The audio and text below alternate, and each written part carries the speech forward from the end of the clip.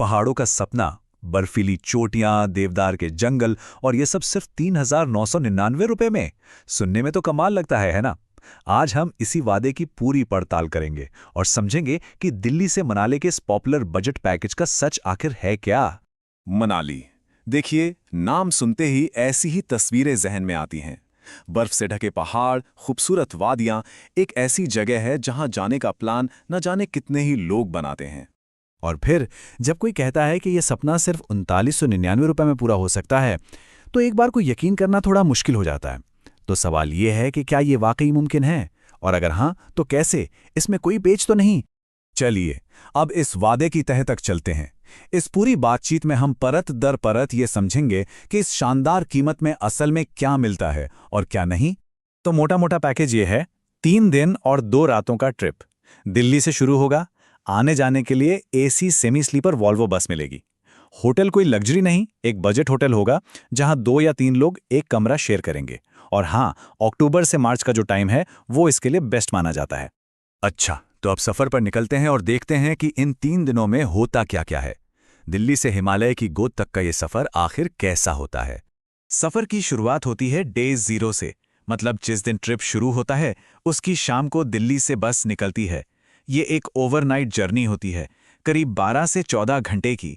तो रात बस में गुजारनी होती है और अगली सुबह आप मनाली में होते हैं। तो पहला दिन, मनाली पहुंचकर होटल में चेक इन किया, थोड़ा फ्रेश हुए और फिर निकल पड़े मनाली घूमने, यानी लोकल साइटसीइंग के लिए। इसमें सबसे पहले नंबर आता है हिडिंबा देवी मंदिर का। देवदार के घने जंगलों के बीच बना है ये बहुत ही पुराना और खूबसूरत लकड़ी का मंदिर है। इसके बाद ले जाया जाता है वशिष्ठ मंदिर, जो अपने गर्म पानी के कुंड के लिए बहुत फेमस है। पहले दिन का सफर फिर तिब्बती मठ की तरफ बढ़ता है, जहां एक अलग ही शांति मिलती है। और शाम होती है चहल पहल से भरे माल रोड पर, जहां शॉपिंग कर सकते हैं, घूम फिर सकते हैं। मतलब एक ही दिन में शांति भी और रौनक भी। दूसरा दिन, यह दिन पूरी तरह से एडवेंचर और बर्फ के नाम होता है। सच कहूं तो ज्यादातर लोगों के लिए इस ट्रिप का सबसे मजेदार हिस्सा यही दिन होता है। इस दिन की मेन डेस्टिनेशन होती है सोलांग वैली। ये जगह पैराग्लाइडिंग से लेकर स्नो स्कूटर तक, मतलब हर तरह के एडवेंचर स्पोर्ट्स का एक हब है। हाँ, यहाँ पे पैराग्लाइडिंग, जिप लाइनिंग, रोपवे सब कुछ मिलेगा। लेकिन, और ये एक बड़ा लेकिन है, याद रखने वाली बात यह है कि इन सभी एक्टिविटीज का खर्चा पैकेज में शामिल नहीं होता, वो आपको अलग से देना पड़ता है। और फिर आ जाता है तीसरा यानी आखिरी दिन। सुबह नाश्ते के बाद दिन आपके हवाले होता है। थोड़ा बहुत घूमना है, कुछ शॉपिंग करनी है, वो सब कर सकते हैं। और शाम को दिल्ली के लिए वापसी की बस पकड़नी होती है। तो यात्रा का पूरा प्लान तो काफी अच्छा और मजेदार लग रहा है ना? पर अब उस सवाल पर आते हैं जो सबसे जरूरी है कि आखिर इस 3,999 रुपीस में क्या क्या शामिल नहीं है, क्योंकि असली कहानी तो यहीं छिपी है। चलिए अब जरा हिसाब किताब की बात करते हैं। साफ साफ देखते हैं कि इस पैकेज में क्या शामिल है और कौन कौन से खर्चे हैं जो आपको अपनी जेब से अलग से करने पड़ सकते हैं। तो देखिए, पैकेज में दिल्ली मनाली दिल्ली वॉल्वो बस का टिकट है, 2 रात बजट होटल में रुकना है, 2 ब्रेकफास्ट और 2 डिनर भी हैं, लेकिन लंच नहीं है। एडवेंचर एक्टिविटीज का पैसा अलग से देना होगा।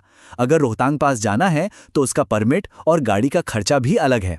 और हाँ, सर्दियों में गए तो हीटर का चार्ज भी अलग से लग सकता है। तो अब इन सारे एक्स्ट्रा खर्चों को जोड़ते हैं और देखते हैं कि इस ट्रिप का असली बजट, मतलब प्रैक्टिकल बजट, कहाँ तक पहुँच सकता है। तो मोटे तौर पर 4 बड़े खर्चे हैं जो बजट को बढ़ा सकते हैं: रोहतांग पास का खर्चा, एडवेंचर स्पोर्ट्स, 2 दिन का लंच और होटल में हीटर का खर्चा। और अब देखिए असली तस्वीर। 3999 रुपए का ये जो पैकेज है वो असल में 6,000 से 9,000 रुपए प्रति व्यक्ति तक आराम से पहुंच सकता है। मतलब जो कीमत दिखाई जाती है, असल खर्चा उससे लगभग 2 गुना भी हो सकता है। तो अब सवाल ये उठता है कि ये सब जानने के बाद क्या ये पैकेज किसी के लिए भी सही है, या फिर कुछ खास तरह के लोगों के लिए ही ये ठीक है? चलिए इसका भी जवाब ढूंढते हैं। देखिए, साफ साफ कहें तो ये पैकेज कॉलेज स्टूडेंट्स के लिए, दोस्तों के ग्रुप्स के लिए, या जिनका बजट काफ़ी टाइट है उनके लिए एक बहुत अच्छा ऑप्शन है। लेकिन अगर कोई लग्जरी होटल चाहता है, या हनीमून के लिए जा रहा है, या फिर आरामदायक सफ़र चाहता है, तो शायद ये उनके लिए बेस्ट चॉइस नहीं है। और अगर इस तरह का कोई पैकेज बुक करने का मन बना ही लिया है तो बस ये 4 बातें ज़रूर ध्यान में रखें। एजेंसी के गूगल रिव्यूज जरूर चेक करें। पेमेंट करने से पहले होटल का नाम पूछ लें। बस कहाँ से मिलेगी ये टाइम और जगह कंफर्म कर लें। और हाँ, हीटर जैसे एक्स्ट्रा चार्ज के बारे में पहले ही साफ साफ पूछ लें। तो कुल मिला के हम ये कह सकते हैं कि ये एक छोटी बजट यात्रा के लिए अच्छा पैकेज है, लेकिन ये कोई लग्जरी एक्सपीरियंस नहीं है और इसमें कुछ छिपे हुए खर्चे भी हैं। मेरे ख्याल से ये एक लाइन इस पूरे पैकेज की कहानी बता देती है। तो अगली बार जब कोई अपना ट्रिप प्लान करेगा तो सिर्फ कीमत देखने के अलावा और किन किन बातों पर ध्यान देगा, ये एक सवाल है जो सोचने पर मजबूर करता है।